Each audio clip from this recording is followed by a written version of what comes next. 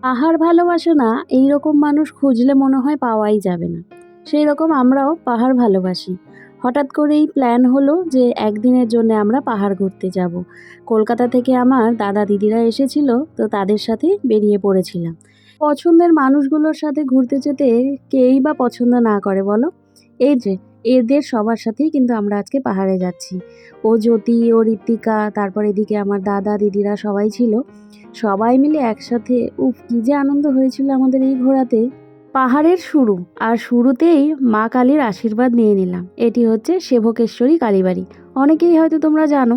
জানো, আগে এইখানে না পাথর কেটে কেটে সিঁড়ি বানানো হয়েছিল, তবে এখন পার্মানেন্টলি সিমেন্টের সিঁড়ি করে দেওয়া হয়েছে।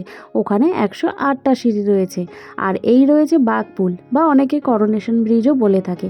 এর নিচ দিয়ে কিন্তু তিস্তা নদী বয়ে চলেছে। যেহেতু পাহাড়, রাস্তার দুই ধারে বাঁদরের মেলা বসেছে যেন। অনেকে আবার গাড়ি থেকে খাবারও দিচ্ছে, আর তারা বেশ সুন্দর মতো খেয়ে নিচ্ছে জানো। দুধারে চা বাগান, আর মাঝখানে এই রকমের একটা রাস্তা গিয়েছে যেখানে না দাঁড়িয়ে আমরা পারলাম না। একটা দোকান ছিল, সেখানে একটু টুকিটাকি খাবার খেয়ে নিলাম।